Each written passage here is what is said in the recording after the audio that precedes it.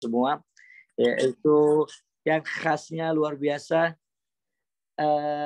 almet kuning ya kalau kata anak-anak ya.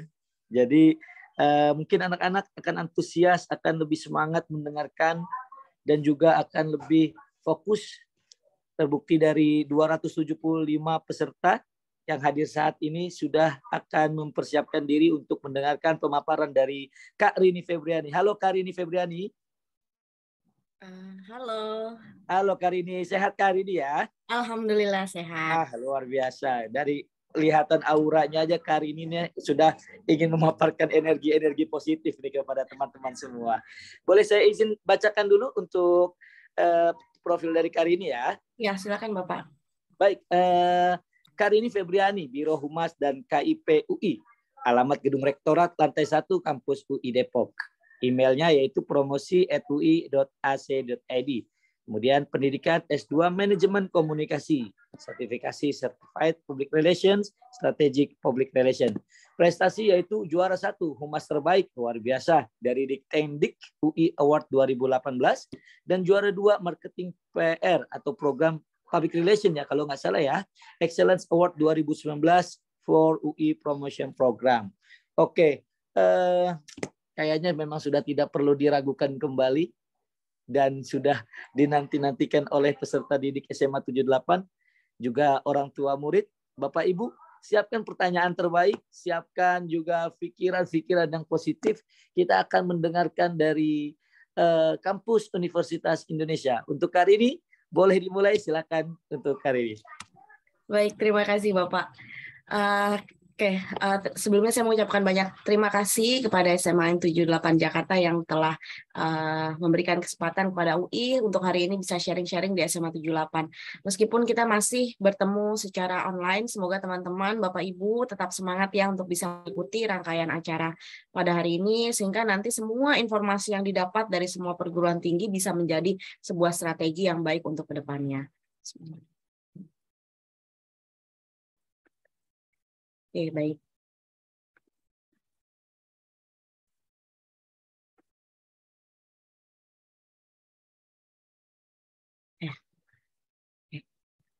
Kalau Bapak dan Ibu sudah bisa melihat yang ada di layar saya, jadi ini adalah penampakan ya dari suasana penyambutan mahasiswa baru Universitas Indonesia tahun 2019. Jadi 1 tahun sebelum pandemi kami masih menyelenggarakan di tahun sebelum pandemi kami masih menyelenggarakan penyambutan mahasiswa baru ini secara offline. Namun kadarullah tahun 2020, 2021 kami harus menyelenggarakannya secara online ya. Namun alhamdulillah tahun 2022 kami kembali menyelenggarakan secara offline meskipun dalam jumlah yang terbatas, tidak sebanyak yang teman-teman maupun Bapak dan Ibu lihat di layar pada saat ini. Ya, jadi suasana penyambutan mahasiswa baru ini dilaksanakan di Gedung Balairung Universitas Indonesia. Kalau Bu Dewi sih sering ya Bu ya, sudah sering datang ke Balairung ya. Jadi kalau Gedung Balairung ini salah satu gedung yang bersejarah nih dalam kehidupan kalian kalau teman-teman jadi mahasiswa di Universitas Indonesia. Karena di Gedung Balerung ini adalah awal dan akhir perjalanan teman-teman sebagai mahasiswa UI. Awalnya itu ketika teman-teman disebut ya dalam upacara penyambutan mahasiswa baru ini dan kemudian dilepas ya pada saat upacara wisuda. Jadi benar-benar awal akhirnya adanya di Gedung Balerung ini. Ya, nah gimana nih caranya supaya teman-teman bisa berada di Gedung Balerung tersebut nanti sudah pada pakai jaket kuning. Nah, sekarang saatnya adalah dengan cara mengenali terlebih dahulu ada apa saja sih di UI. Nanti baru teman-teman bisa tahu strategi seperti apa yang harus diterapkan. Karena kita punya banyak sekali pilihan program studi atau teman-teman lebih familiar dengan istilah jurusan ya. Kita punya banyak sekali pilihan jurusan dan pilihan program pendidikan yang bisa teman-teman pilih nantinya. Jadi setiap jurusan itu akan dibuka di program pendidikan yang ada di Universitas Indonesia. Contohnya misalkan teman-teman tertarik masuk ke Fakultas Kedokteran. Nah, Fakultas Kedokteran itu dia buka di S1 reguler dengan di S1 kelas internasional sekaligus. Apabila teman-teman tertarik mengambil ilmu komunikasi. Nah, ilmu komunikasi itu buka di 4 program pendidikan sekaligus. Jadi di S1 reguler ada, paralel ada, kelas internasional ada, dan di program vokasi juga kita memiliki banyak pilihan jurusan yang terkait dengan ilmu komunikasi. Nanti Bapak Ibu serta teman-teman tinggal menyesuaikan kira-kira pendidikan tinggi seperti apa sih yang dibutuhkan. Seandainya nih, misalkan teman-teman lebih menyukai proses pembelajaran yang lebih banyak prakteknya dibandingkan dengan teorinya. Nah, teman-teman bisa ambil di program pendidikan vokasi. Karena di program pendidikan vokasi itu proses pembelajarannya 70% praktek dan 30% teori. Jadi teman-teman akan dipersiapkan menjadi profesional yang siap bekerja ya, langsung terjun ke industri atau ke masyarakat. Nah, kalau teman-teman mungkin ingin melanjutkan pendidikannya ke luar negeri, nah kita punya S1 kelas internasional yang memungkinkan teman-teman untuk merasakan gimana rasanya kuliah di luar negeri. Karena program kelas nasional di UI itu bukan hanya sekedar program berbahasa Inggris saja. Di dalam pembelajarannya untuk program kelas nasional kami juga memberikan international exposure kepada para mahasiswanya. Ya, dengan cara teman-teman akan memiliki kewajiban untuk berangkat ke universitas-universitas mitra yang ada di luar negeri untuk mengambil kelas di sana. Nah, sedangkan kalau untuk S1 reguler dengan S1 paralel itu sebenarnya sama aja ya. Kenapa saya bilang sama? Karena antara S1 reguler dengan S1 paralel itu menggunakan kurikulum yang sama ya. Menggunakan kurikulum yang sama artinya semua mata kuliah yang diambil sama, dosennya sama, ruang kelasnya sama, bahkan sampai nanti ketika kalian lulus pun kalian akan mendapatkan ijazah dan gelar yang sama. Yang membedakan itu hanya 3 nih dari S1 reguler dengan paralel. Dari jalur masuk, biaya pendidikan, dengan batasan usia. Ya, jalur masuk S1 reguler dan S1 paralel mereka sudah memiliki jalur masuknya masing-masing. Ya, jadi teman-teman bisa memilih nanti ingin ambilnya dari jalur masuk yang mana. Yang kedua, untuk biaya pendidikan S1 reguler kita punya keringanan biaya pendidikan yang memungkinkan Bapak, Ibu, dan teman-teman membayar biaya pendidikan sesuai dengan kemampuan dari orang tua atau penanggung biaya. Ya, jadi biaya pendidikannya fleksibel dari satu semester ke semester yang lainnya, bisa disesuaikan dengan kemampuan dari orang tua atau penanggung biaya siswa. Kita punya yang namanya BOPB nih, biaya operasional pendidikan berkeadilan. Sedangkan untuk S1 paralel, vokasi, dan kelas internasional, itu biaya pendidikannya fix atau tetap ya. Dari satu semester ke semester yang lain, teman-teman akan membayar biaya pendidikan yang sama. Ya, bentuk keringanan yang bisa diberikan untuk selain dari S1 reguler hanya berupa program cicilan saja. Jadi kalau teman-teman ingin mengajukan keringanan hanya berupa program cicilan. Kalau pengurangan biaya pendidikan hanya ada di S1 reguler saja. Yang ketiga untuk batasan usia di sini maksudnya adalah batasan usia pendaftar ya. Batasan usia pendaftar ini untuk S1 reguler adalah maksimalnya 3 tahun setelah tahun kelulusan. Jadi kalau teman-teman yang insya Allah tahun 2023 nanti lulus ya, yang kelas 12, kalian bisa mendaftar S1 reguler 2023, 2024, 2025. Lewat dari 2025 masih ingin coba kuliah di UI, itu bisa, tapi ambilnya selain dari S1 reguler. Oke, nah lanjutnya ini adalah pilihan prodi-prodi atau jurusan yang ada di S1 reguler dan S1 paralel ya. Kita punya banyak sekali pilihan. Kita punya banyak sekali pilihan program studi atau jurusan yang bisa teman-teman pilih nantinya. Ya, kalau kalian lihat di sini ada kotak warna pink, artinya jurusan tersebut dibuka di S1 reguler saja. Namun kalau selain ada kotak warna pink, ada kotak warna birunya juga, artinya selain buka di S1 reguler, jurusan tersebut juga buka di S1 paralel ya. Seperti contohnya yang pertama ada biru dan merahnya itu adalah farmasi yang teman-teman lihat ya, yang paling atas. Nah, farmasi ini selain buka di S1 reguler, dia buka di S1 paralel juga. Nah, kesempatan-kesempatan seperti ini silakan dimanfaatkan sebaik-baiknya. Karena apabila teman-teman mengambil atau mengikuti jalur masuk dari kedua program pendidikan ini ya, jadi ambil S1 reguler dengan paralel farmasi sekali. Artinya teman-teman memiliki 2 kesempatan yang gitu. Kenapa? Karena setiap jurusan, setiap program pendidikan, ya setiap jalur masuk itu sudah ada kuota atau daya tampungnya masing-masing, tidak memperebutkan kuota atau daya tampung yang sama. Jadi tolong nanti apabila jurusan yang kalian inginkan buka di beberapa program pendidikan ya, silakan dimaksimalkan ya strateginya supaya kesempatan kalian diterima di UI juga semakin besar lagi. Nah, gimana nih caranya biar kesempatannya juga lebih besar lagi ya? Teman-teman jangan hanya fokus dengan jurusan-jurusan mainstream aja ya. Jangan semuanya pengen jadi dokter. Nah, kalau semuanya pengen jadi dokter nanti siapa yang jadi pasien ya? Kita punya banyak banget kok jurusan-jurusan yang saat ini nih prospeknya nggak kalah menarik atau nggak kalah baiknya dengan jurusan-jurusan yang mainstream tadi ya. Kenali seperti apa sih kebutuhan dari industri atau masyarakat ya pada saat ini, karena tentunya zaman kan terus berubah ya sekarang ya. Banyak sekali pekerjaan-pekerjaan yang muncul nih saat ini yang mungkin zaman saya atau zaman Bu Dewi dulu lulus dari kuliah itu belum ada ya. Kayak contohnya sekarang tuh yang lagi banyak dibutuhkan adalah namanya profesi data analis atau data scientist. Nah, profesi data analis atau data scientist ini adalah profesi yang mampu mengolah data yang begitu besar. Dari data-data tersebut itu bisa dijadikan salah satu strategi bisnis atau pengambilan keputusan yang baru gitu ya. Kayak gini contohnya, ini hanya contoh kecilnya saja ya dari pekerjaan data analis atau data scientist.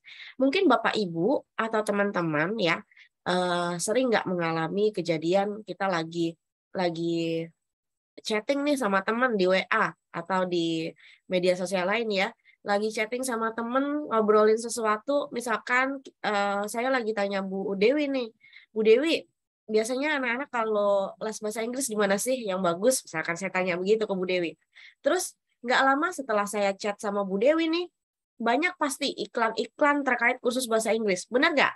Nah, itu hanya sebagian kecil dari pekerjaan si data analis atau data scientist tadi. Gitu ya, jadinya tanpa disadari kebiasaan-kebiasaan yang dilakukan di gadget kita atau di laptop kita itu data-datanya dikumpulkan dan dianalisa sehingga apa sih yang kita butuhkan itu para perusahaan ya yang memiliki kepentingan bisa melakukan strateginya gitu ya. Jadi untuk data analis atau data scientist ini bisa diambil dari jurusan-jurusan yang terkait dengan komputer ya, yang komputasi atau yang kuantifikasi, yang berhitung.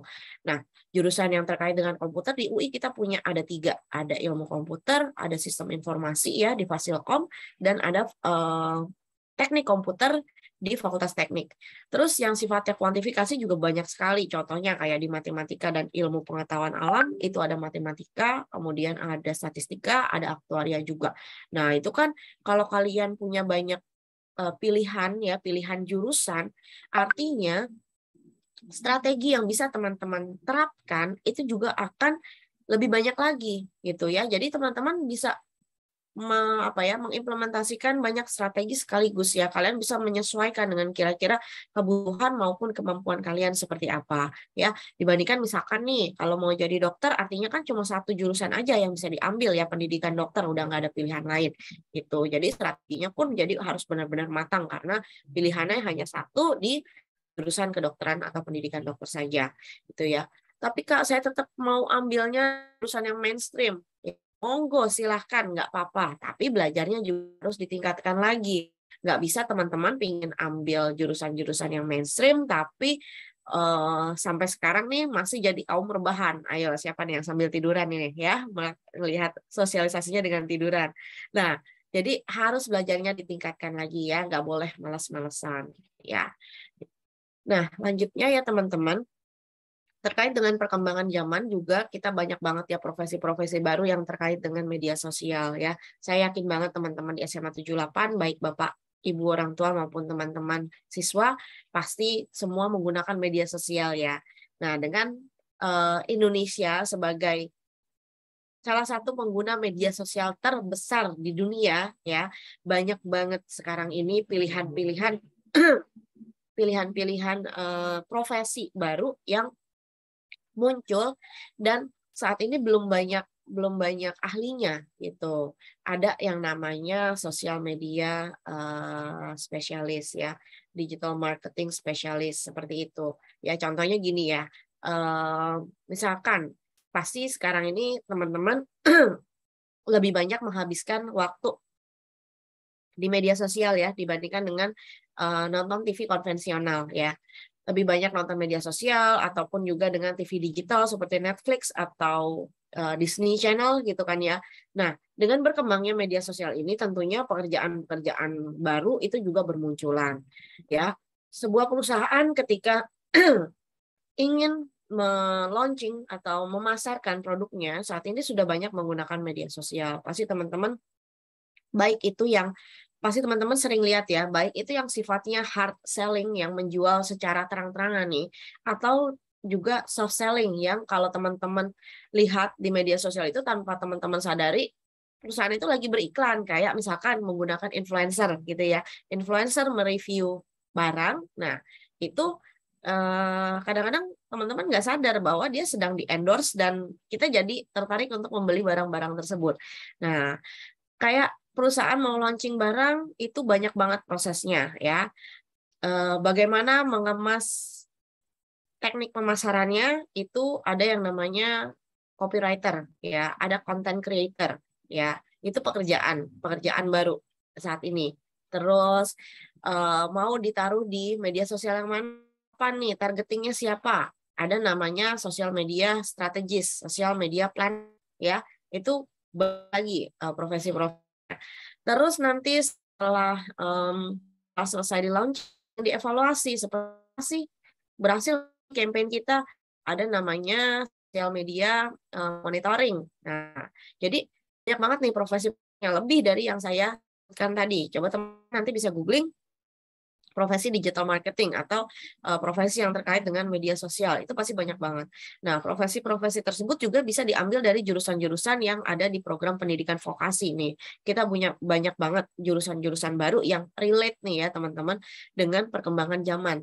Ya, ada namanya periklanan kreatif, ada penyiaran multimedia, kemudian produksi media, bisnis kreatif ya, ada hubungan masyarakat juga. Teman-teman bisa mulai nih melirik nih karena jurusan-jurusan tersebut juga memiliki prospek yang baik ke depannya. Terus kalau teman-teman ambil program D3 di UI, kami juga memiliki jenjang lanjutannya yaitu program S1 ekstensi ya. Jadi teman-teman bisa lulus dengan gelar sarjana juga nanti setelah kalian mengambil D3 melanjutkan ke S1 ekstensi dan bisa mendapatkan gelar sarjana. Nah, tapi kalau ambil D4 nggak perlu lagi ambil S1 ekstensi ini teman-teman karena program D4 ini sudah setara dengan jenjang sarjana. Nanti kalau kalian lulus, kalian sudah mendapatkan gelar STR, sarjana terapan. Jadi beda dengan yang D3 tadi. Itu ya. Nanti bisa melanjutkan ke jenjang yang lebih tinggi yaitu ke jenjang pasca sarjana. Oke. Lanjut ya, ini prodi-prodi yang dibuka di program kelas nasional. Nah, program kelas nasional ini cocok banget untuk teman-teman yang ingin melanjutkan pendidikannya ke luar negeri. Karena tadi saya sudah sampaikan ya bahwa program kelas nasional di UI ini bukan hanya sekedar kelas berbahasa Inggris saja, tapi kalian memiliki kewajiban ya untuk melanjutkan pendidikannya di partner-partner university kita. Itu ya. Nah, untuk program kelas nasional sendiri, kita punya dua pilihan program yang bisa teman-teman ambil. Ada yang namanya single degree dan ada yang namanya double degree. Bagi kalian yang mengambil program single degree, teman-teman akan belajar selama 7 semester di UI dan 1 semester di partner uni kita yang ada di luar negeri. Sedangkan kalau yang ambil yang double, kalian akan belajar selama 2 tahun di UI dan 2 tahun di partner uni kita yang ada di luar negeri. Nah, menariknya nih, untuk program kelas internasional ini ya, bagi kalian yang ambil program single ya untuk gelarnya, kalian akan mendapatkan 1 gelar saja ya ketika lulus. Contohnya misalkan teman-teman ambil di Fakultas Teknik. Nah, kalian akan lulus dengan gelar sarjana teknik. Tapi kalau kalian ambil yang double, selain dapat gelar sarjana teknik, teman-teman juga akan mendapatkan gelar Bachelor of Engineering dari partner uni kita yang ada di luar negeri. Kemudian untuk partner uninya, kita dapat teman-teman dan Bapak Ibu lihat ya di layar ya bahwa kami hanya bermitra dengan universitas-universitas terbaik di luar negeri ya. Mungkin nama-nama universitasnya sudah tidak asing lagi ya karena memang kita hanya bermitra dengan universitas-universitas terbaik di luar negeri. Nah, nanti teman-teman bisa memilih ingin lanjutnya ke partner uni yang mana. Nah, namun yang pasti yang harus saya ingatkan ke teman-teman semua, bagi kalian yang ingin melanjutkan di kelas nasional, dari sekarang silahkan dipersiapkan untuk skor TOEFL atau IELTS. Karena untuk daftar kelas internasional, salah satu syarat administratifnya adalah kalian harus mensubmit skor TOEFL atau IELTS ya ketika mendaftar. Tidak bisa disusulkan. TOEFL-nya itu minimalnya adalah 500 atau IELTS-nya minimalnya 5,5. Namun khusus untuk fakultas kedokteran dan kedokteran gigi, TOEFL-nya itu minimalnya 550 ya, atau IELTS-nya minimalnya 6. Dan untuk fakultas hukum, minimal TOEFL-nya adalah 530. Jadi ada tiga fakultas ya yang berbeda ya, yang lainnya semuanya sama. Boleh ambil di mana saja silahkan selama TOEFL-nya itu bersertifikasi ITS ya teman-teman ya, ETS. Nah kalau yang IELTS-nya juga boleh ambil di mana aja selama dia bersertifikasi Cambridge dan ambil TOEFL-nya yang akademik. Gitu ya teman-teman. Oke, sebelum masuk ke jalur masuk, mungkin saya pengen sharing sedikit juga nih untuk teman-teman ya. Saat ini UI memiliki banyak sekali pilihan program yang menarik ya ketika kalian berkuliah nantinya di UI. Kami menggunakan yang namanya kurikulum Merdeka ya, kurikulum Merdeka, kampus Merdeka Belajar, kampus Merdeka. Nah, dengan Merdeka Belajar, kampus Merdeka ini memungkinkan teman-teman di sini belajar tanpa harus hadir di ruang kelas. Wah, gimana tuh menariknya? Nah, contohnya gini, kalau zaman saya dan Bu Dewi kuliah dulu mungkin cuma bisa dapat nilai, bisa memenuhi SKS yang diambil dengan cara hadir di kelas ya, belajar, ambil mata kuliah. Tapi kalian sekarang ya bisa mengambil pilihan-pilihan lainnya selain belajar di dalam kelas. Contoh, bisa ikut Pengmas, pengabdian masyarakat. Kemudian bisa ikut riset ya. Kemudian bisa KKN atau K2N. Kemudian bisa magang juga, magang Merdeka. Kemudian kalian juga bisa mengikuti pertukaran pelajar IISMA gitu. Jadi kalau kalian kuliah itu kan yang dikejar adalah SKS ya, satu mata kuliah. Kalau teman-teman di SMA mata pelajaran ya, satu mata pelajaran itu memiliki bobot berapa SKS misalkan. Maksimal satu semester itu kalian bisa ambil 24 SKS, rata-rata itu sekitar 7-8 mata kuliah satu semesternya kalau nilai kalian bagus ya. Kalau nilainya kurang bagus, mohon maaf, berarti nanti jumlah SKS-nya juga semakin dikit lagi gitu. SKS semakin dikit, otomatis mata kuliahnya juga semakin dikit. Artinya nanti teman-teman di sini kuliahnya akan lebih lama lagi gitu. Jadi nilainya harus lebih bagus supaya nanti kuliahnya bisa lebih cepat gitu ya. Nah, kalau kalian ikuti program Kampus Merdeka itu, contohnya misalkan teman-teman magang nih. Nah, satu program magang itu biasanya bisa dikonversikan ya, bisa ditransfer maksimalnya sampai 20 SKS. Nah, kalau udah ditransfer sampai 20 SKS, artinya teman-teman punya sisa 4 SKS nih. Ya, 4 SKS itu bisa diambil satu mata kuliah aja. Jadi yang belajar di kelasnya selama 1 semester cuma satu mata kuliah aja. Sisanya teman-teman bisa mengikuti program magang ya, bisa langsung implementasikan ilmu-ilmu yang sudah didapatkan ya, dapat gaji juga, dapat pengalaman ya, dapat ilmu. Terus teman-teman digaji bisa lulus juga gitu, dapat nilai juga. Nah, menariknya seperti itu. Terus untuk program exchange ya melalui ISMA itu juga semuanya fully funded. Jadi semuanya dibayarin oleh ya, untuk semua pembiayaannya akan dibayarkan oleh pemerintah. Jadi teman-teman nanti tinggal belajar, tinggal berangkat aja ya. Tentunya harus mengikuti program seleksi ya kalau ingin mengikuti seleksi IISMA. Gitu ya teman-teman ya. Jadi menariknya sekarang ya itu nggak hanya harus hadir di ruang kelas saja, tapi kalian juga bisa belajar dari mana saja dan bisa ditransfer ke SKS. Itu ya. Yang lanjut ya teman ya.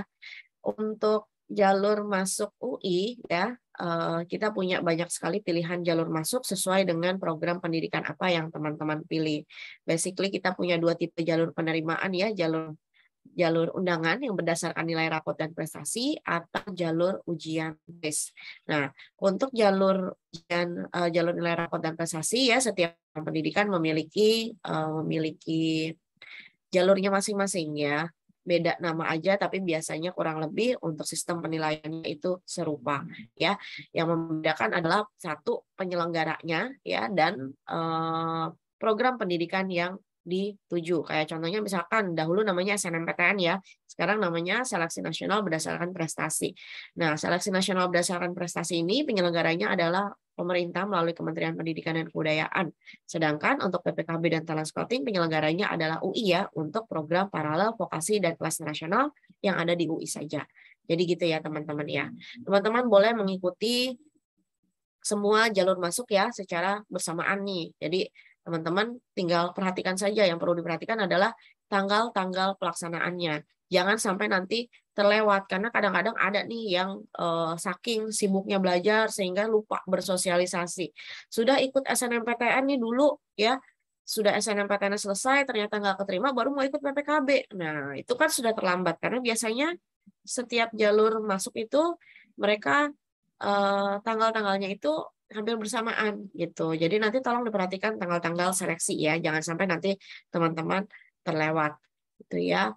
Dan alhamdulillah di tahun 2022 kemarin UI membuka satu jalur penerimaan baru namanya jalur prestasi. Nah, jalur prestasi ini memungkinkan teman-teman yang memiliki prestasi di tingkat nasional maupun internasional untuk bisa masuk tanpa tes. Itu ya. Nah, untuk jalur prestasi ini, prestasi yang kalian submit harus sesuai ya. Kalau bahasa anak zaman sekarang relate ya. Jadi prestasinya harus relate nih sama jurusan atau fakultas yang teman-teman tuju.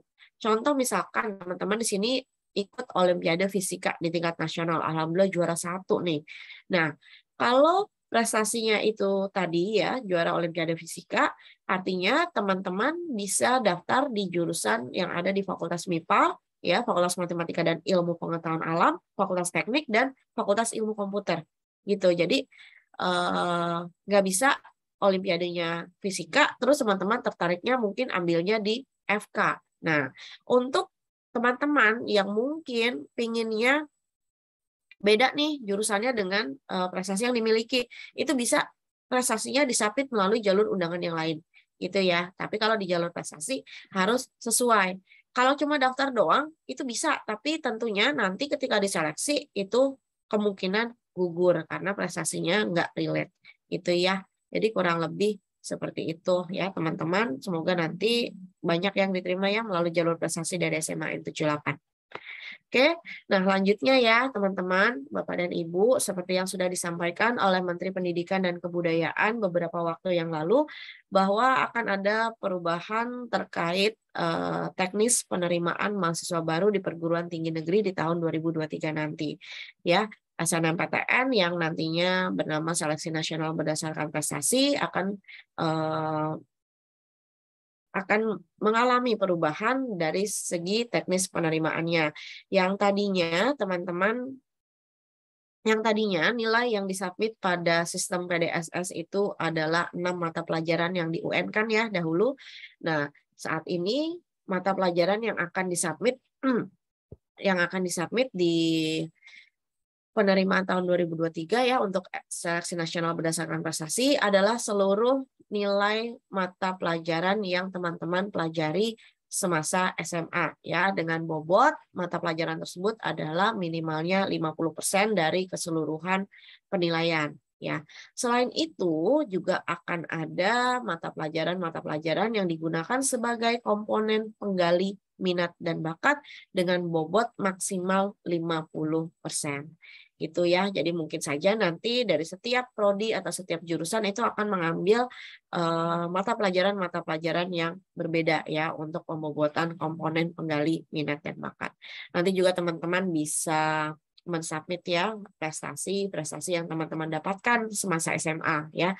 Semakin baik prestasinya tentunya akan memiliki bobot yang lebih besar lagi ya. Untuk pemilihan berapa jumlah jurusan atau kapan nih tanggal pelaksanaannya, kita tunggu aja ya teman-teman ya, karena memang untuk saat ini kami juga di perguruan tinggi negeri masih menunggu arahan lebih lanjut lagi terkait teknis penerimaan di PTN untuk jalur nasional. Jadi nanti jangan lupa untuk follow kanal-kanal media sosial resmi UI atau Kementerian Pendidikan dan Kebudayaan ya untuk informasi lebih lanjut lagi. Ya. Nah, lanjutnya untuk seleksi nasional berdasarkan tes atau yang dahulu namanya UTBK SBMPTN juga mengalami beberapa perubahan atau teknis penerimaannya ya. Yang tadinya teman-teman ya di tahun-tahun yang lalu ya mengikuti ujian UTBK SBMPTN itu ada 2 materi uji yang diujikan ya, ada TPS dengan TKA ya. Namun di tahun 2023 nanti materi uji yang diujikan itu hanya 1 ya, namanya TPS, tes potensi skolastik. Nah, tes skolastik ini akan mengukur potensi kognitif, penalaran matematika, kemudian literasi bahasa Indonesia dan juga literasi bahasa Inggris ya. Nah, jangan karena enak nih nanti tesnya cuma TPS aja, nggak perlu repot-repot belajar TKA. Nah, biasanya hal-hal kayak gitu bikin terlena ya Bu Dewi ya. Jadi anak-anak nganggap enteng, aduh gampang TPS doang. Nah, jangan begitu ya, karena pastinya dengan lebih mudahnya tes, persaingannya biasanya akan lebih ketat lagi. Jadi kalau saya boleh sarankan kepada teman-teman yang terutama yang sudah kelas 12, anggap aja jalur undangan itu sebagai bonus ya. Diterima alhamdulillah, tapi kalau nggak diterima ya dari detik ini nih, dari sekarang setelah sosialisasi ya teman-teman sudah harus mempersiapkan diri untuk mengikuti jalur ujian tulis gitu. Kenapa? Karena kalau kelas 12 itu kan nilai-nilainya sudah ada ya. Teman-teman nilainya itu sudah ada. Sudah sudah kalian terima nilai semester 5 saja yang belum ya. Lain halnya kalau kalian masih kelas 10 atau kelas 11 gitu ya. Untuk adik-adik kelas 10 dan kelas 11 yang hadir ini ya katanya masih terbuka lebar gitu. Karena kenapa? Karena masih ada waktu memperbaiki nilai-nilai rapot kalian sampai saatnya nanti seleksi di jalur undangan dibuka. Nah, kalau sudah kelas 12 kan nilainya sudah ada, tinggal nanti teman-teman mana prodi yang kalian ingin, strateginya seperti apa. Ya, jadi saran saya sekarang ini sudah mulai banyak mengikuti sudah banyak latihan soal ya. Dicatat kira-kira kalau misalkan satu soal itu berapa lama, berapa waktu yang kalian habiskan untuk menjawab satu soal. Progresnya dicatat, benar berapa, salah berapa. Nah, kalau kan dari satu pembelajaran ke pembelajaran yang lain, teman-teman tidak ada progresnya. Nah, itu harus cari tahu nih kira-kira aku salahnya di mana sih gitu. Supaya nanti hasil yang diinginkan juga tercapai gitu ya. Jadi banyak-banyak latihan soal karena biasanya kalau ujian tulis itu soal-soalnya kadang suka repetisi ya, pengulangan ya teman-teman ya. Kalian bisa ingat nanti, wah ini soalnya pernah keluar nih di ujian tahun sekian gitu. Kadang-kadang sama juga tapi cuma rumusnya sama tapi angkanya mungkin hanya dirubah seperti itu. Jadi banyak-banyak latihan soal ya supaya kalian bisa terbiasa dengan soal-soal ujian. Ini contohnya ya, contoh soal tes yang uji potensi kognitif ya teman-teman ya. Kemudian ini untuk contoh-contoh soal tes yang menguji penalaran matematika. Oke. Nah, ini contoh soal tes yang menguji literasi dalam bahasa Indonesia. Nah, nanti banyak-banyak latihan soal supaya nanti terbiasa ya. Karena soal-soalnya ini dia bercerita. Jadi teman-teman harus memahami nanti baru bisa menjawab soal yang disajikan. Nah, ini contoh soal tes yang menguji literasi bahasa Inggris ya. Oke, lanjut ya.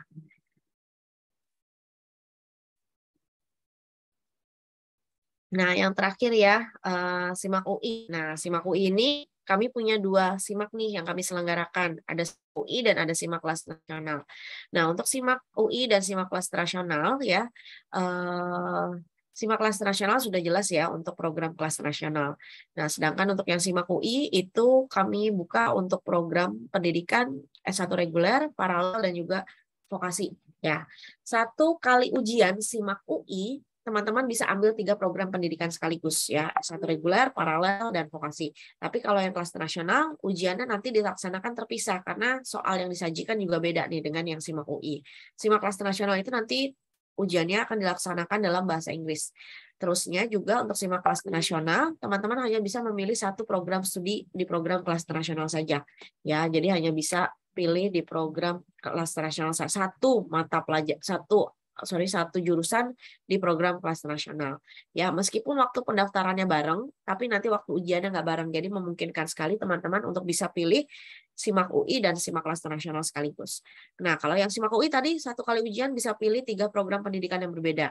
Nah, ingat ya tadi di awal ya, untuk prodi-prodi yang buka di beberapa program pendidikan sekaligus. Nah, ini bisa dimaksimalkan nih strateginya di SIMAK UI. Jadi di SIMAK UI teman-teman bisa pilih S1 reguler komunikasi, S1 paralel komunikasi, dan juga vokasi yang terkait dengan komunikasi gitu ya. Cukup 1 kali ujian. Nah, silakan dimanfaatkan kesempatan ini untuk bisa memperbesar kesempatan kalian diterima di UI ya. Jadi manfaatkan SIMAK UI ini untuk sebagai salah satu strategi kalian. Nah, di UI kami tidak menggunakan passing grade atau nilai terendah ya teman-teman ya. Kami akan mengambil yang terbaik sesuai dengan daya tampung yang dibuka. Contohnya misalkan kedokteran itu daya tampungnya 180. Dari 180 di tahun 2022 kemarin, 20%-nya itu dari SNMPTN, 30% SBMPTN, dan 50% dari 50% dari SIMAK UI. Nah, 20% dari 180 itu sekitar 36. Artinya, UI akan mengambil 36 siswa terbaik seluruh Indonesia yang memilih FKUI melalui SNMPTN.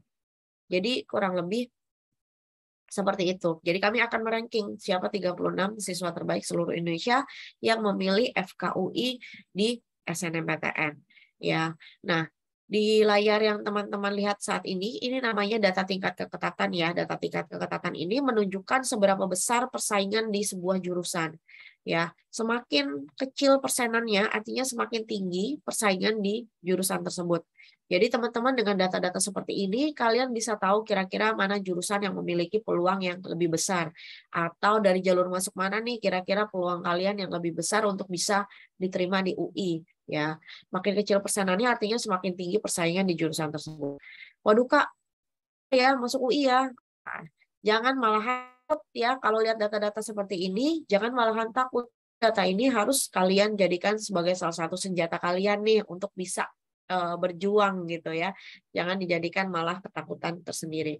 Data-data ini kami publish secara online melalui simak.ui.ac.id. Nah, nanti teman-teman bisa lihat di simak.ui.ac.id semuanya lengkap. Berapa yang daftar, berapa yang diterima, daya tampungnya berapa dari tahun ke tahun ya, selama 3 tahun terakhir. Insya Allah yang tahun 2022 akan kami publish ketika masa pendaftaran dibuka. Gitu ya. Jadi kalau masa pendaftaran yang dibuka nanti 2023, nanti yang 2022-nya baru kami keluar. Oke. Lanjut untuk biaya pendidikan. Biasanya nih orang tua nih yang lebih concern ya Bapak Ibu ya untuk biaya pendidikan ya. Nah, biaya pendidikan S1 reguler tadi saya sudah sampaikan bahwa biaya pendidikannya bisa disesuaikan dengan kemampuan dari orang tua atau penanggung biaya siswa. Kita punya 2 skema pembiayaan untuk S1 reguler ini. Ada yang namanya BOPB, Biaya Operasional Pendidikan Berkeadilan yang atas, atau BOPP, Biaya Operasional Pendidikan Pilihan yang bawah. Apabila Bapak Ibu memiliki keterbatasan finansial dan membutuhkan bantuan biaya pendidikan, bisa pilih yang BOP yang atas ya. Rp0 sampai dengan 7,5 juta per semester untuk IPA, Rp0 sampai dengan 5 juta per semester untuk IPS. Nah, biaya pendidikannya ini bisa disesuaikan dengan kemampuan dari orang tua atau penanggung biaya. Jadi nanti Bapak Ibu dan teman-teman akan mensubmit beberapa dokumen-dokumen yang dibutuhkan ya, seperti misalkan rekening koran, rekening listrik, slip gaji, kartu keluarga, dan sebagainya. Nanti dari situ bisa ditentukan berapa besaran biaya pendidikan yang akan dibayarkan.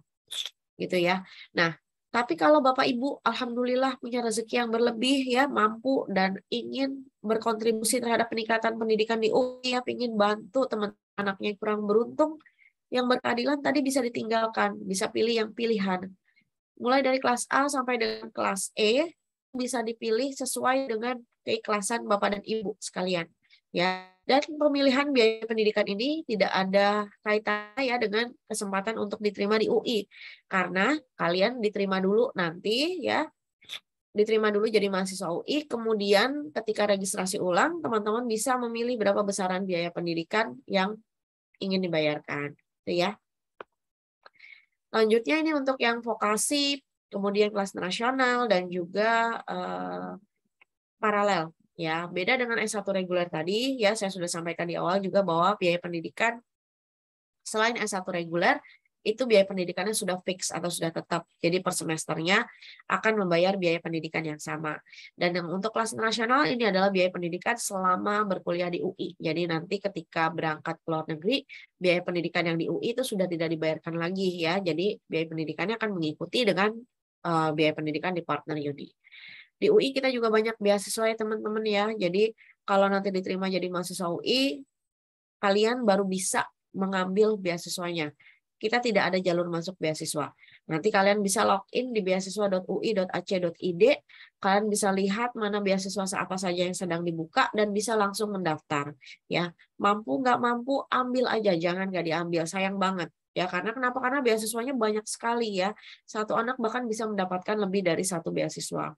Silakan teman-teman bisa pilih mana yang paling sesuai kriterianya dengan kalian. Karena pemberi beasiswanya itu banyak, biasanya setiap pemberi beasiswa memiliki kriteria atau persyaratan-persyaratan tersendiri ya. Kayak misalkan mungkin karena yang memberikan adalah perusahaan yang bergerak di bidang kesehatan, biasanya hanya ambil dari yang fakultas-fakultas di bidang kesehatan aja gitu. Jadi nanti tinggal disesuaikan, pasti dapat kok, nggak mungkin nggak dapat ya. Tinggal teman-teman cari aja mana yang paling sesuai kriterianya. Bukan hanya biaya pendidikan aja, tapi juga banyak perusahaan-perusahaan yang kasih tambahan-tambahan seperti misalkan uang saku ya, atau misalkan kalau kalian lagi apa namanya menyusun tugas akhir atau skripsi itu juga ada beasiswa-beasiswa yang seperti itu. Fasilitas di UI itu banyak banget ya. Kalau belum pernah main ke UI, monggo main aja. Silahkan, kampus UI itu terbuka untuk umum ya. Siapa tahu dengan main ke UI, teman-teman bisa lebih semangat lagi nih ya, lebih lebih termotivasi lagi untuk bisa kuliah di UI, untuk belajar dengan lebih giat lagi. Dan semua fasilitas ini kami sediakan gratis ya. Yang berbayar itu hanya rumah sakit dengan asrama saja. Tapi kalau amit-amit ya, teman-teman sakit nanti ketika kuliah di UI, kalian bisa berobat gratis di pusat kesehatan mahasiswa UI namanya Klinik Makara. Nah, lanjutnya kalau di SMA mungkin namanya ekskul ya, tapi kalau di tingkat kuliah atau di kampus namanya UKM nih, unit kegiatan mahasiswa. UKM di UI itu banyak banget ya teman-teman ya. Puluhan jumlahnya di tingkat universitas, bahkan ratusan di tingkat fakultas. Karena kayak contohnya misalkan di tingkat universitas ada yang namanya Liga Tari Krida Budaya tuh. Itu adalah UKM apa tuh namanya? UKM tari, seni tari. Nah, di tingkat fakultas biasanya ada lagi, misalkan di FISIP ada namanya komunitas tari FISIP gitu. Nah, jadinya nanti tinggal teman-teman pilih mau ikut yang di tingkat UI atau yang di tingkat fakultas ya. Jangan disia-siakan ya kesempatan-kesempatan ini. Kalau jadi mahasiswa UI, jangan jadi mahasiswa kupu-kupu ya, kuliah pulang. Aduh sayang banget. Karena dengan kalian berorganisasi atau mengikuti UKM, tentunya akan lebih banyak lagi kesempatan kalian untuk mengembangkan potensi kalian sebagai seorang manusia gitu ya. Dengan ikutin UKM atau organisasi, kalian juga bisa mengembangkan kemampuan soft skill kalian yang mungkin nggak bisa teman-teman dapatkan ketika kalian kuliah di kelas aja, karena banyak banget nih kayak misalkan kemampuan soft skill-nya seperti leadership ya, kepemimpinan, public speaking ya, kemudian networking ya. Jadi banyak banget ya. Time management itu juga bisa teman-teman pelajari ketika kalian mengikuti UKM ya. Nah, ini kanal-kanal media sosial resmi UI. Nanti teman-teman, kalau kita sudah berpisah dan masih banyak yang ingin ditanyakan, monggo silakan hubungi kanal-kanal media sosial resmi Universitas Indonesia. Ya, pasti kalian main Instagram, TikTok ya, dan Twitter juga mungkin bisa follow langsung di @undip_Indonesia. Oke, baik kalau begitu, mungkin bisa sesi tanya jawab saya kembalikan kepada Pak Umam. Oke, Kak Rini luar biasa. Memang kalau sebutannya apa? Jakun ya Kak ya. Jaket kuning ya Kak ya. Oke, luar biasa pemaparan dari Kak Rini dari Universitas Indonesia. Mungkin banyak nih Kak, sudah masuk pertanyaan-pertanyaan dari orang tua murid, kemudian juga peserta didik SMA 78. Banyak pertanyaan-pertanyaan. Boleh kalau yang mau bertanya silakan raise hand dulu. Mumpung kita masih ada waktu, kurang lebih 10 menit. Anak-anak yang ingin bertanya silakan raise hand dulu. Sambil menunggu Bapak akan bacakan Pertanyaan-pertanyaan yang ada di message box ya. Oke, yang pertama yaitu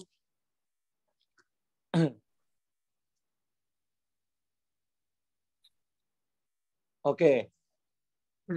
Tadi nih yang untuk dari pertanyaan Hanif 12 MIPAE mungkin tadi sudah disampaikan ya mengenai prestasi yang diselenggarakan UI dan apa, nanti bisa boleh langsung dilengkapi lagi catatannya yang disampaikan oleh Kak Rini. Nah, ada pertanyaan menarik nih Kak. Dari Maria Peter 12 IPSA. Kak Rini, untuk sertifikasi TOEFL atau IELTS yang dipakai syarat penerimaan masuk kelas internasional, jenis tesnya yang dipilih yang mana? Internasional atau institusional tes? Boleh itu dulu Kak Rini, silakan sepatah dua patah kata. Iya, untuk TOEFL ya, kalau TOEFL itu teman-teman bisa ambil boleh yang PBT ya, paper base ya, atau IBT, internet base. Itu boleh, dua-duanya bisa dipakai. Jadi PBT atau IBT itu boleh, semuanya boleh dipakai ya, selama TOEFL-nya itu ketika kalian tes, cari tes TOEFL yang bersertifikasi ITS ya. Oke, Harus yang baik. sifatnya certificate, bukan yang apa namanya prediction ya. Oke. Kalau yang prediction itu hanya boleh dari LBI UI saja. Jadi kalau ambil yang prediction, teman-teman hanya boleh ambil yang LBI saja. Tapi kalau yang IELTS ya, boleh ambil di mana saja juga selama tadi ya. IELTS-nya itu harus yang bersertifikasi Cambridge dan kalian ambil yang akademik gitu. Karena kan IELTS itu ada dua, yang akademik sama yang GA, yang general E-nya saya lupa, maaf. Jadi ada dua, nanti ambil yang akademik kalau untuk yang IELTS-nya. Oke, terima kasih Kak Rini. Wah, ternyata saya dapat bisikan dari panitia. Sesi pertanyaannya akan diberikan waktu kurang lebih 30 menit. Jadi kakak-kakak, adik-adik semua, Bapak, Ibu, orang tua murid yang ingin bertanya, boleh silakan langsung di message box atau di raise hand tangannya. Kita akan nanti ada waktu setengah jam untuk tanya jawab. Saya bacakan masih yang di message box, Kak. Izin bertanya Ibu Rini dari Ibu Fitri Pintoro, untuk jalur prestasi olahraga, bagaimana Bu? Adakah jalur olahraga dan jurusan apa yang relate? Terima kasih Ibu. Oke, baik. Terima kasih, Pak. Oke, untuk jalur prestasi olahraga, tadi saya sudah sampaikan ada ya, karena di tahun 2022 kemarin, kami membuka yang namanya jalur prestasi. Sebenarnya bukan hanya untuk olahraga saja, tapi untuk, mungkin saya sambil share screen ya, Pak ya, supaya ada, Boleh Bu. supaya Ada jalur prestasi Hafiz Quran juga enggak Bu? Ini pertanyaan juga nih sekalian Bu ya. Untuk jalur-jalur prestasi mungkin ya Bu ya. Jadi ini ya teman-teman, Bapak dan Ibu ya, untuk jalur prestasi ya. Ya, Jalur prestasi ini berbeda dengan seleksi nasional berdasarkan prestasi yang diselenggarakan oleh Kementerian Pendidikan dan Kebudayaan. Jadi tahun 2022 kemarin UI membuka yang namanya jalur prestasi ini, dengan jenis prestasi yang kami terima itu adalah sains dan teknologi, ilmu kesehatan, ekonomi dan kewirausahaan, seni, bahasa, literasi, dan keagamaan serta olahraga gitu. Nah, kalau hafiz Quran itu masih belum bisa, mohon maaf sekali. Tapi kalau misalkan lomba, misalkan MTQ ya, MTQ itu kan lomba yang diselenggarakan secara nasional ya, atau mungkin juga ada yang secara internasional ya, itu boleh. Jadi intinya harus sifatnya kompetisi gitu. Jadi untuk lombanya harus yang sifatnya kompetisi gitu. Nah, tadi pertanyaannya untuk yang olahraga itu bisa ya di poin nomor 5, ini yang saya tunjuk ya. Ini ada namanya prestasi yang jenisnya olahraga. Nah, untuk teman-teman yang memiliki prestasi di bidang olahraga, mungkin di sini ada yang atlet nasional gitu ya. Itu bisa banget nanti ikut jalur prestasi. Namun untuk apa namanya pilihan fakultasnya, tadi saya sudah sampaikan bahwa untuk pilihan fakultasnya itu harus yang relate nih dengan prestasinya. Nah, untuk teman-teman yang memiliki prestasi di bidang olahraga itu ada 4 pilihan fakultas ya yang bisa teman-teman pilih. Ada FIB, FISIP, FH, dan psikologi gitu. Jadi nanti bisa pilih 4 fakultas tersebut ketika mengikuti jalur prestasi. Begitu Pak Umam. Oke Bu Rini, lanjut ke pertanyaan selanjutnya ya Kak Rini ya. Nah, kakak aja panggilnya deh supaya anak-anak juga aware gitu ya. Oke, lanjut ke pertanyaan selanjutnya. Untuk program vokasi aktuaria dengan S1 aktuaria, bedanya apa ya? Apakah kesempatan kerja lulusan dari dua program tersebut berbeda? Meskipun bidang studinya keduanya aktuaria dari Gabriela Lais 12 MIPA.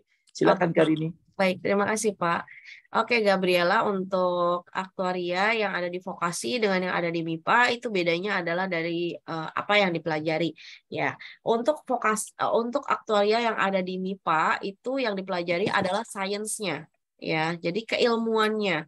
Nah, tapi sedangkan untuk aktuaria yang ada di vokasi itu lebih kepada ke administrasinya. Itu ya, jadi beda. Kalau teman-teman ingin menjadi seorang aktuaris, maka harus ambil aktuarianya adalah yang adanya di MIPA gitu. Karena nanti kalau teman-teman ambil aktuaria yang di MIPA, setelah lulus dari program studi aktuaria, kalian sudah mendapatkan atau mata kuliah yang kalian ambil itu sudah setara dengan mengikuti 4 sertifikasi. Ya, Oke. jadi nanti kalau mau jadi aktuaris kan harus punya sertifikasi nih. Nanti Betul. sisanya tinggal ambil 3 lagi gitu. Itu juga bisa paralel diambil ketika kuliah kok Pak gitu. Jadi ketika kuliah sambil ambil yang 3 sertifikasi lagi, teman-teman juga bisa jadi lulus nanti tinggal bisa menjadi seorang aktuaris. Oke, lanjut kali ini dari Akeno Kisha 12 MIPA B, yaitu produksi media belajarnya apa saja Kak? Dari Akeno. Oke, untuk produksi media, jadi, nah ini menariknya ya, ini kan salah satu prodi yang salah satu prodi yang lulusannya itu sekarang sedang banyak dibutuhkan ya, banyak dibutuhkan karena emang relate banget prodi ini dengan perkembangan zaman ya. Untuk pelajaran yang diambil itu banyak banget. Gimana caranya kamu memproduksi sebuah media ya, baik itu media atau konten yang akan tayang di televisi, kemudian di radio, kemudian di media cetak, ataupun juga media-media konten-konten yang hadir di media sosial gitu. Jadi banyak banget gimana caranya produksi, misalkan siaran berita ya.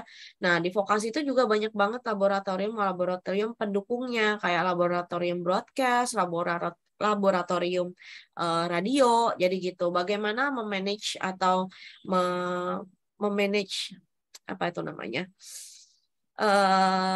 Memanage sebuah produksi gitu ya, kayak misalkan kamu di agensi, nah itu kan agensi kan dia di dalam agensi itu bisa banyak produksi ya, kayak contohnya misalkan perusahaan pingin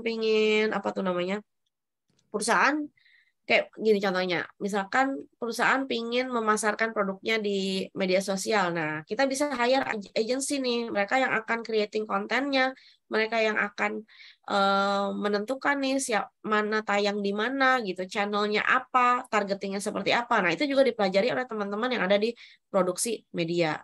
Gitu. Baik, Ika Rini. Wah, luar biasa memang nih anak-anak nih kalau udah nanya tuh sampai ke akar-akarnya Kak Rini ya. Halo Kak Rini. Iya, silakan Pak. Iya. Lanjut Kak Rini, ini ada pertanyaan lagi nih Kak Rini. Nanti izin di-share kembali Kak Rini untuk biaya yang internasional tadi ya. Pertanyaan dari Mahendra ya. Mohon ditayangin lagi slide biaya kelas internasional Kak Rini gitu kan. Oke. Nah, kemudian dari Apriantono dari SMA Mitra, yaitu SMA Muhammadiyah 5 Jakarta, untuk simak UI online atau tes langsung seperti UGMK. Untuk simak UI online atau tes langsung seperti ujian tulis UGMK.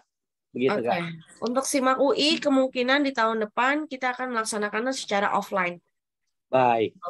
Insya Allah ya kan, kita akan kita akan melihat nih situasi dan kondisi, semoga saja keadaan pandemi juga sudah lebih baik lagi. Baik. Kemungkinan besar kalau keadaannya sudah aman kita akan melaksanakan secara offline. Boleh, siap.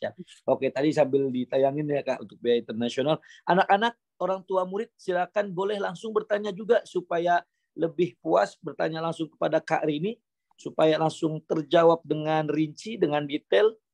Silakan boleh gunakan fitur raise hand untuk kalian langsung bertanya kepada narasumber kita yang luar biasa ini dengan Kak Rini.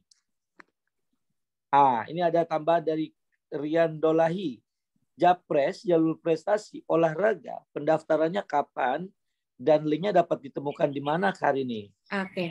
Nah, ini pentingnya Bapak Ibu dan teman-teman untuk memfollow kanal-kanal media sosial resmi UI ya. Karena memang untuk tadi seperti saya sudah sampaikan sebelumnya bahwa untuk teknis penerimaan 2023 nanti tanggal-tanggal waktunya, linknya seperti apa semua akan kami informasikan di kanal-kanal media sosial resmi UI.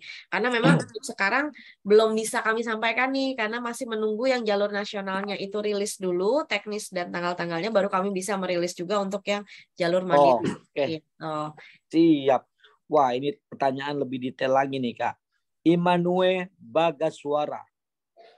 Izin bertanya, untuk jalur SNBP, jika tahun 2021 di suatu sekolah ada siswa yang diterima fakultas X, sedangkan untuk tahun 2022 tidak ada siswa yang diterima di fakultas X tersebut, apakah berpengaruh untuk tahun ini bagi siswa yang ingin memilih fakultas X tersebut, Kak? Wah, mantap. Immanuel emang mau masuk fakultas apa kira-kira nih, Immanuel? Begitu, Kak, pertanyaannya. Kali ini boleh dibantu jawab. Oke, jawabannya tidak berpengaruh ya untuk alumninya karena kami juga akan melihat alumni secara keseluruhan. Artinya untuk alumni SMA 78 yang akan kami nilai itu adalah semua alumni yang masuk ke UI dari semua jalur masuk dan di semua jurusan. Jadi nggak masalah ya, jangan apa namanya, jangan khawatir. Karena tadi itu ya, yang alumni yang kami nilai pun bukan hanya yang diterima melalui jalur undangan aja, tapi dari jalur ujian tulis pun akan menjadi perhitungan ya untuk indeks sekolah. Oke. Ada lagi nih Kak Rini. Masih semangat ya Kak Rini ya? Iya, silakan Pak. Saya suaranya serak-serak basah nih, tapi semangat kalau udah mendengarkan paparan dari Jakun nih, jaket kuning nih, luar biasa. Ya, dari Ramadini, izin bertanya untuk penjelasan talent scout. Bisa diinfokan lebih detail, Kak? Terima kasih, Kak Rini. Silakan. Oke, untuk talent scouting ya, teman-teman, Bapak dan Ibu sekalian, talent scouting itu adalah jalur mandiri yang bentuknya adalah seleksi nilai rapot dan prestasi ya. Jadi jalur undangan ya untuk program S1 kelas nasional ya. Untuk jalur undangan sendiri ya teman-teman, Bapak dan Ibu, itu langkah pertama itu tahapan pertamanya akan adalah mensubmit skor ataupun nilai rapot ya semasa SMA di sistem yang disediakan dan itu akan dilakukan oleh sekolah. Jadi mungkin bagi Bapak dan Ibu dan teman-teman yang berminat mengikuti jalur undangan nanti bisa berkoordinasi dengan Bapak dan Ibu guru di sekolah ya untuk teknisnya seperti apa. Nanti kalau misalkan teman-teman eligible untuk mengikuti jalur undangan, baru setelah nilainya disubmit baru bisa memilih prodi dan PTN yang diinginkan gitu. Kalau kasusnya di talent scouting tentunya bisa memilih prodi yang ada di program kelas nasional yang ada di UI saja ya. Jadi seperti itu. Nah, mumpung nih Pak lagi ngomongin soal jalur undangan ya, mungkin saya sedikit reminder juga nih untuk teman-teman dan Bapak dan Ibu sekalian ya. Tadi kan saya sudah sampaikan ya bahwa untuk jalur undangan itu teman-teman boleh teman-teman bisa mengikuti beberapa jalur undangan sekaligus. Namun apabila teman-teman mengikuti beberapa jalur undangan sekaligus, tolong diperhatikan ya, yang perlu diperhatikan di sini adalah apabila teman-teman mengikuti seleksi nasional berdasarkan prestasi atau dahulu namanya SNMPTN ya. Kalau kalian mengikuti SNMPTN dengan PPKB atau talent scouting sekaligus ya, kalau bisa SNMPTN-nya itu pilihnya UI ya. Kenapa? Karena kalau jalur undangan ya, kalau diterima namun tidak diambil, maka akan ada konsekuensi yang harus ditanggung oleh sekolah. Nah, konsekuensinya seperti apa? UI tidak pernah memberlakukan sistem blacklist ya, tapi kami akan mengevaluasi sekolah yang alumni atau siswanya diterima di jalur undangan namun tidak diambil. Gitu. Nah, kalau dievaluasi resikonya apa? Resikonya nanti indeks sekolahnya bisa turun. Nah, kalau indeks sekolah turun kan artinya kesempatan adik-adik kelas di bawah kalian itu bisa menjadi lebih kecil lagi. Jadi tolong kalau pilih jalur undangan, apapun itu dipikirkan baik-baik. Apakah kalau saya diterima itu akan saya ambil atau tidak gitu ya. Jadi jangan sampai merugikan siapapun gitu. Kalau teman-teman ikut SNMPTN pilihnya UI, kemudian ikut PPKB dan talent scouting juga. Kalau SNMPTN pilihnya UI, artinya berkas seleksi kalian itu akan dikirimkan ke UI untuk kami seleksi gitu. Jadi kami bisa tahu nih, oh si A sudah diterima di SNMPTN nih di UI, maka nanti yang PPKB atau talent scouting-nya sudah tidak kami proses lagi.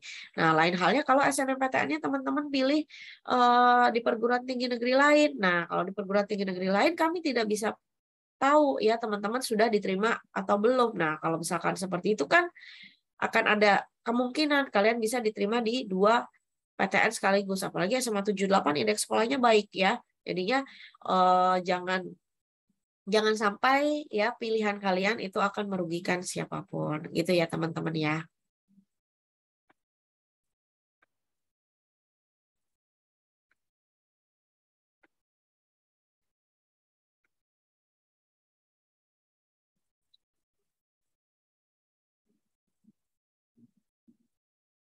Mbak Uma masih di mute. Oke, luar biasa. Saya sudah ngomong panjang lebar luas, luar biasa Kak Rini. Terima kasih. Saya terpana Bu Dewi mendengarkan paparan dari Kak Rini nih. Jadi silakan kalau yang mau bertanya boleh raise hand, boleh juga langsung open mic dan juga boleh langsung sampaikan apa pertanyaannya. Ini ada nih dari orang tua Ibu Hidayanti sudah raise hand, luar biasa. Silakan Ibu Hidayanti, boleh nyalakan mikrofonnya dan juga nyalakan kameranya. Terima kasih atas kesempatannya. Maaf saya off kamera ya, pakai HP. Baik. Soalnya. Ya. Nggak apa-apa Ibu, silakan Ibu, silakan. Ya. Terima kasih Mbak Rini atas penjelasannya luar biasa. Saya mau tanyakan Mbak gini, anak saya itu kan pindahan ya dari SMA lain ke SMA 78. Ketika kita mau mendaftar melalui SNMPTN lah, kalau sekarang apa istilahnya saya belum hafal, itu ada penilaian khusus nggak gitu? Maksudnya nilai sekolah itu kan mungkin berbeda-beda dari penilaian UI. Mohon penjelasannya Mbak. Makasih Mbak Rini. Kalau untuk yang 2023 kami belum tahu ya Ibu ya, mohon maaf sekali karena memang teknis yang lebih dalam itu memang belum keluar ya untuk penilaiannya seperti apa, kami belum mendapatkan juknisnya atau petunjuk teknisnya. Tapi kalau untuk di tahun-tahun sebelumnya sih sebenarnya sama aja, peluangnya juga ada gitu. Nanti kita tunggu aja ya Bu ya untuk tahun 2023 seperti apa, nanti akan kami sosialisasikan kembali. Baik Mbak Rini, sampai tunggu berita-beritanya. Terima kasih. Sama Ibu. Pak Umam masih di mute sepertinya. Oke Kak Rini, oke Kak Rini. Siap. Kalau untuk Instagram kemudian juga update-update itu kan selalu ya kayak kalau UI itu kalau di Instagram sangat aktif ya kalau saya lihat-lihat ya. Jadi mungkin ada info-info yang belum terupdate dengan waktu yang belum ditentukan, nanti bisa di Instagram gitu ya Kak Rini ya.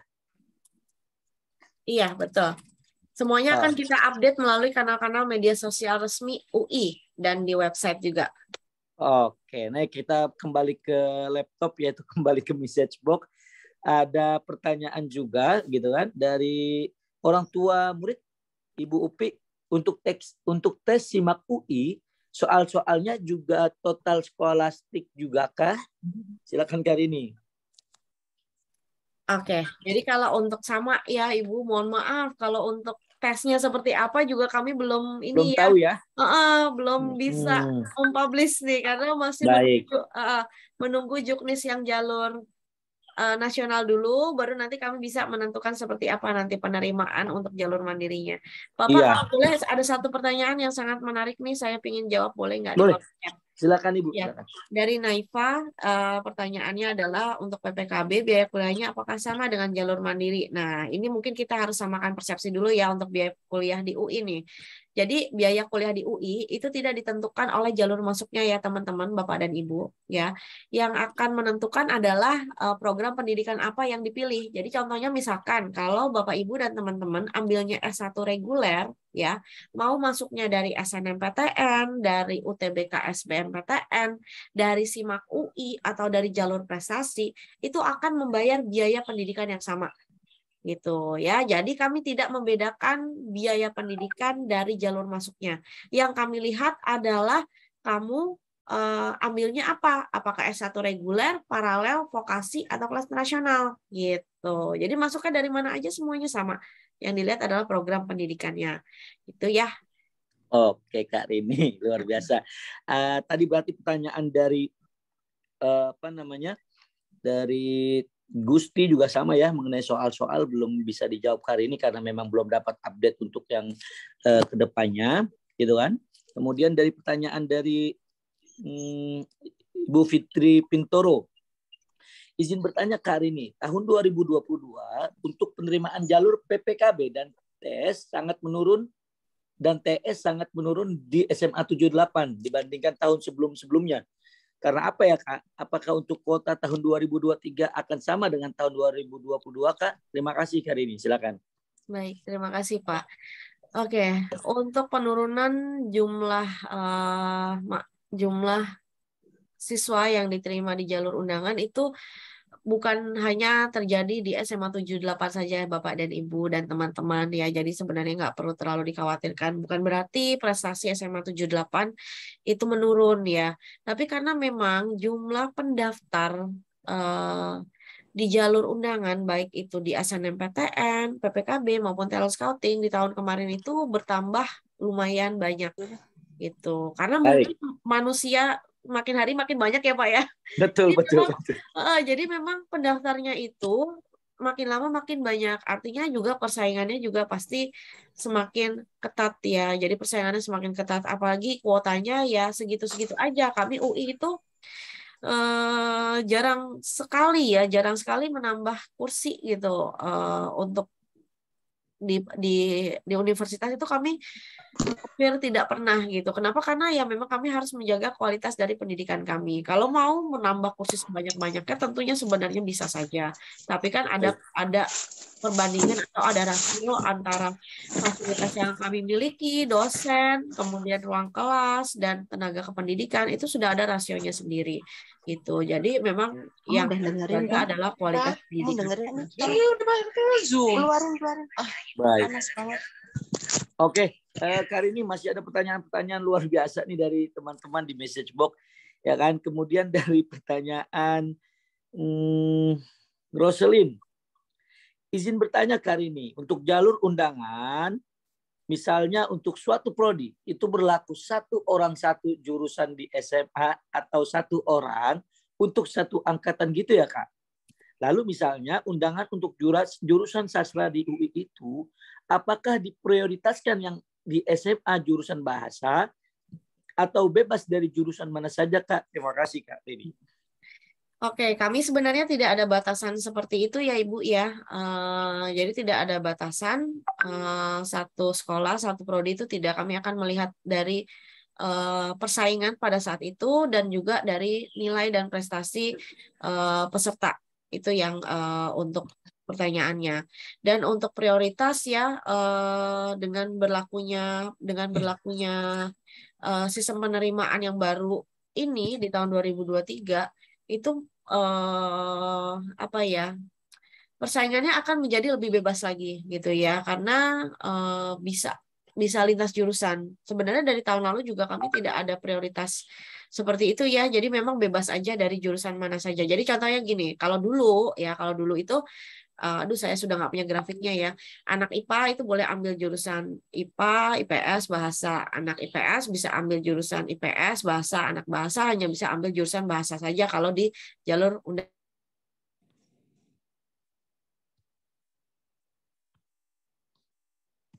Tiga itu akan lebih bebas lagi gitu ya. Jadi akan bisa lebih bebas lagi. Nah, nanti ketentuannya seperti apa, balik lagi ke persyaratan prodinya. Jadi gini, teman-teman nanti ketika daftar itu kan ada persyaratan program studi ya, akan ada persyaratan program studi dan di situ nanti bisa lihat nih prodi tersebut menerima dari jurusan apa aja ya. Ada beberapa prodi yang memang saklek nih, nggak boleh dari jurusan lain. Contohnya kedokteran. Ya, kedokteran itu hanya menerima calon mahasiswanya dari rumpun atau dari jurusan IPA saja. Karena memang ini adalah hasil dari kesepakatan atau dari peraturan yang diterapkan oleh Konsil Kedokteran Indonesia, ya, Kolegium Kedokteran Indonesia atau Konsil Kedokteran Indonesia sebagai lembaga yang mewadahi profesi dokter di Indonesia. Gitu. Jadi nanti balik lagi ke persyaratan prodinya ya, ketika teman-teman mendaftar, baik dari semua jalur masuk, baik jalur undangan maupun jalur ujian tulis. Oke Kak Rini, luar biasa. Boleh teman-teman semuanya sambil ngeteh, sambil ngopi, sambil disiapkan lagi pertanyaan-pertanyaan yang luar biasa. Karena Bapak masih fokus di message box, ada pertanyaan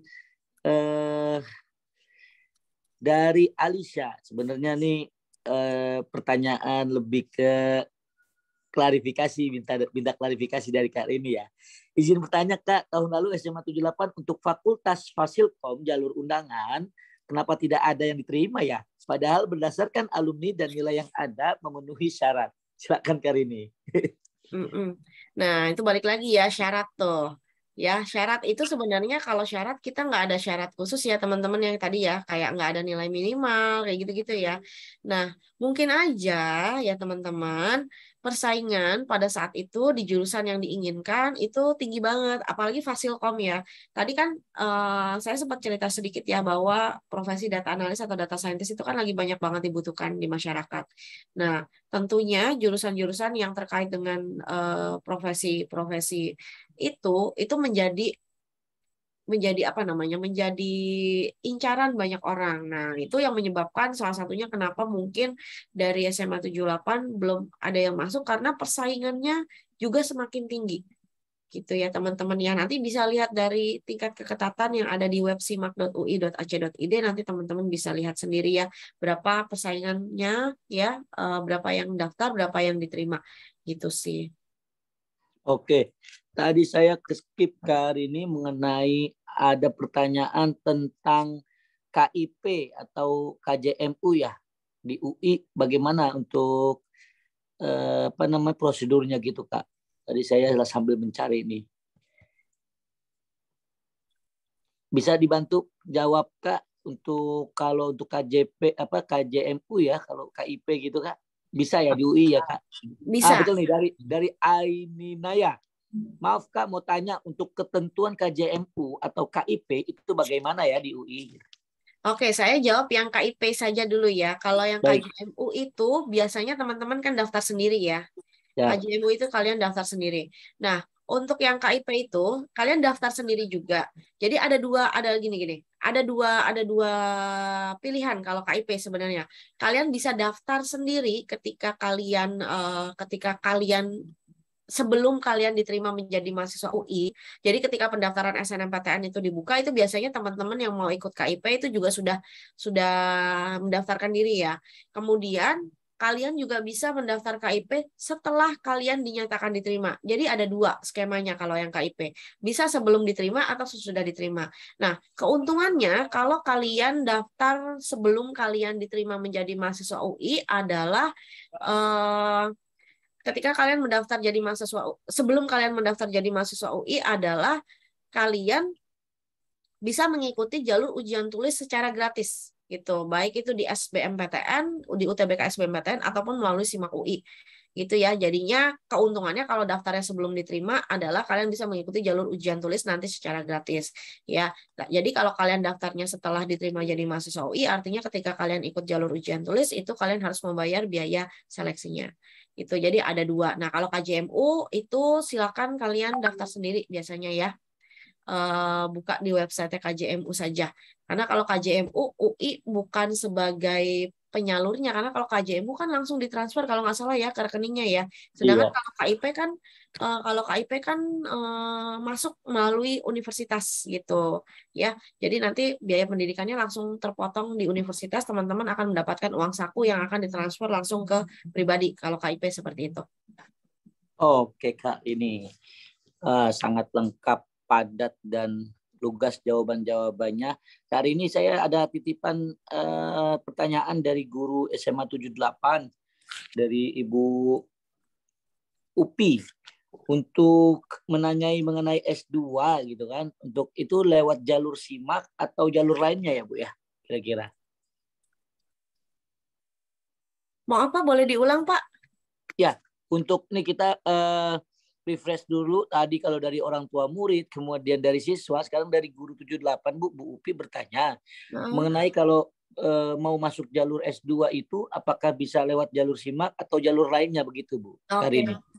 Untuk penerimaan di S2 itu kita menggunakan SIMAK pasca sarjana ya Pak. Jadi SIMAK pasca sarjana itu akan diselenggarakan 3 kali dalam setahun. Biasanya di bulan Januari, kemudian di bulan Mei, sama di bulan Oktober. Gitu. Jadi 3 kali dalam setahun kami menyelenggarakan seleksi SIMAK pasca sarjana. Nah, untuk mata kuliah, untuk jurusan apa saja yang dibuka, biasanya tidak di semua gelombang itu akan dibuka jurusannya ya. Beda-beda ya. Betul, tergantung dari kesiapan prodi atau fakultas. Tapi yang pasti semuanya akan dibuka itu yang penerimaannya di tengah tahun, yang di bulan Mei. Itu semua jurusan akan dibuka di penerimaan di bulan Mei. Baik. Oke. Terima kasih Karini. Baik lagi ke laptop, yaitu ada dari Yasmin Akmalia Rahim. Dia bertanya, dikarenakan UI tidak ada jurusan PWK, kira-kira jurusan di UI yang terkait dengan jurusan tersebut apa ya Karini ya?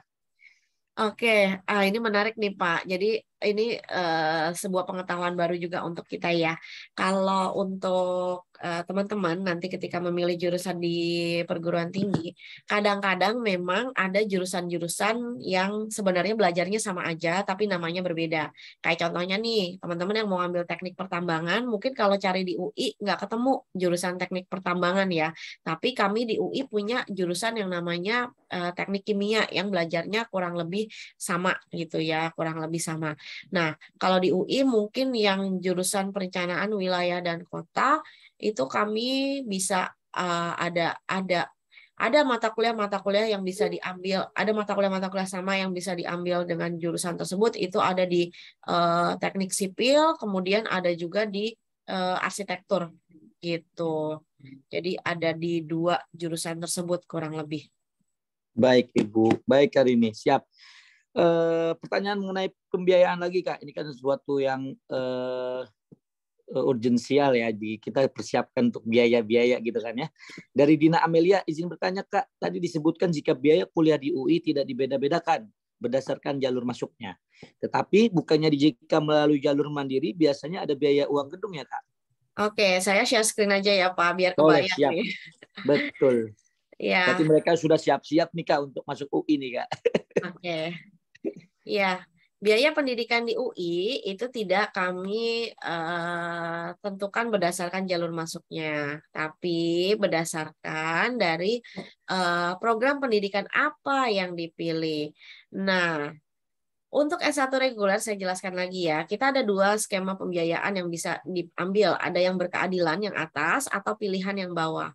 Untuk yang berkeadilan ini biaya pendidikannya bisa disesuaikan dengan kemampuan dari orang tua atau penanggung biaya ya, dengan minimal Rp0 sampai dengan 7,5 juta untuk yang IPA, dan IPS itu minimal Rp0 sampai dengan 5 juta per semester. Nah, tapi kalau Bapak Ibu mampu dan ingin berkontribusi terhadap peningkatan pendidikan di UI, ingin bantu teman-teman anak yang kurang beruntung, bisa pilih yang pilihan. Mulai dari kelas A sampai dengan kelas E itu bisa dipilih sesuai dengan keikhlasan ya. Nah, untuk S1 reguler ini benar sekali tidak ada uang pangkal ya. Nah, ini masuknya dari semua jalur. Baik itu SNMPTN, SBMPTN, SIMAK UI maupun jalur prestasi. Ya. Tapi kalau Ibu Bapak ambilnya S1 vokasi dan kelas nasional, maka ini adalah biaya pendidikan yang harus dibayarkan. Mau masuknya dari PPKB, dari SIMAK ataupun dari talent scouting, semua biayanya sama seperti ini. Ada uang pangkal yang harus dibayarkan, karena yang bebas uang pangkal itu hanya S1 reguler saja. Gitu ya.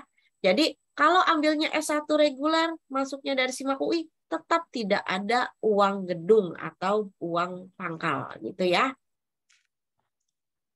Oke, Kak Rini. Oke, sebelum sesi tanya jawab ditutup, mungkin nanti takut ke skip Kak Rini, boleh nggak kalau nanti info-info yang belum bisa disampaikan di sini, kita bisa tindak lanjutnya di mana Kak? Ataukah ada nomor WhatsApp atau dari sosial media aja gitu Kak Rini? Oke, bisa dari media sosial kita ya Pak Umum ya. Jadi nanti teman-teman Bapak Ibu jangan lupa untuk follow. Dan yang pastinya juga saya akan selalu mengupdate informasi-informasi terbaru melalui sekolah ya. Nanti saya biasanya saya akan broadcast message ke sekolah-sekolah. Nanti Bu Dewi dan Bu Resmi juga akan menerima informasi-informasi Iya. tersebut. Oke. Kak, ada pertanyaan lagi nih Kak dari guru 101. Untuk jurusan aktuaria, kira-kira pakai jalur apa ya Kak kalau untuk masuk ke UI gitu Kak? Oke. Untuk aktuaria ya, aktuaria itu adanya di Fakultas Matematika dan Ilmu Pengetahuan Alam. Nah, aktuaria sendiri ya, jadi kalau untuk menentukan jalur masuknya melalui apa, lihat dulu dia adanya di program pendidikan mana. Ya, saya share screen ya. Saya share screen lagi ya. Jadi untuk menentukan jalur masuk harus lihat dulu dia adanya di program pendidikan yang mana. Nah, karena aktuaria yang ini ya bawah yang ada tangan saya ya di sini ya. Aktuaria di MIPA itu dia hanya buka di S1 reguler saja, maka jalur masuknya itu ada seleksi nasional berdasarkan prestasi, kemudian ada jalur prestasi UI, ada jalur nasional berdasarkan tes dan juga ada SIMAK UI. Jadi ada 4 jalur yang bisa dipilih nantinya. Gitu ya. Oke. Betul, berarti nanti dari Kari ini mungkin PPT-nya bisa ke Bu Dewi gitu kan, dan anak-anak bisa datang ke ruang BK untuk konsul gitu ya Bu Dewi ya, mengenai hal ini ya. Jadi kalau untuk update nanti berarti dari kanal-kanal dari ini aja ya Kak, untuk web dari UI gitu ya. Iya, Pak. Nanti orang tua murid kalau misalkan memang ada yang bertanya langsung ke Bu Dewi, boleh langsung nanti dibantu oleh Bu Dewi, guru BK kita, atau Bu Resmi, kemudian juga bisa kita update di sosial media Universitas Indonesia. Oke, kita sebentar lagi akan tutup sesi tanya jawab ini. Mungkin ada satu pertanyaan lagi dari Bapak Ibu orang tua murid, boleh langsung saja sampaikan, buka mikrofonnya. Kita buka satu lagi, pertanyaan-pertanyaan nanti yang di message box yang belum Bapak sampaikan akan Bapak data, kemudian nanti akan ditanyakan di lain kesempatan. Untuk Bapak orang tua murid, Bapak Ibu orang tua murid, silakan jika ada pertanyaan untuk mempersiapkan anak-anak kita masuk di Universitas Indonesia. Kalau memang tidak ada, boleh Kak Riri untuk closing statement. Baik, dari Universitas Indonesia. Silakan. Terima kasih Pak Umam. Sekali lagi saya mengucapkan banyak terima kasih kepada SMAN 78 Jakarta yang sudah memberikan kesempatan kepada UI untuk sharing-sharing informasi pada hari ini. Ya, sekali lagi saya mengingatkan pada teman-teman untuk banyak mencari informasi ya tentang kebutuhan-kebutuhan seperti apa yang saat ini sedang dibutuhkan oleh industri maupun masyarakat ya, sehingga teman-teman memiliki banyak sekali kesempatan untuk bisa masuk atau bisa berkuliah di UI bukan hanya di jurusan-jurusan yang mainstream saja gitu ya, karena saya yakin banget kayak contohnya misalkan mau jadi diplomat aja kan nggak hanya dari jurusan hubungan internasional saja ya, bisa dari jurusan-jurusan lainnya. Nah untuk itu kita juga sebagai orang tua harus terus mendampingi putra dan putri kita ya Bapak Ibu ya, bukan hanya anak saja yang mencari informasi tapi kita pun juga harus bisa mengimbangi karena anak-anak biasanya lebih satset ya untuk cari informasi. Nah kita juga sebagai orang tua harus bisa mengimbangi hal-hal tersebut. Kita harus banyak googling juga, banyak mungkin tukar pikiran dengan orang-orang yang mengerti sehingga nanti bisa menjadi kawan diskusi yang baik bagi putra dan putri kita. Terima kasih atas kesempatannya. Saya mohon maaf apabila dalam penyampaian informasi saya ada kata ataupun perbuatan saya yang tidak berkenan di hati Bapak Ibu serta teman-teman semua.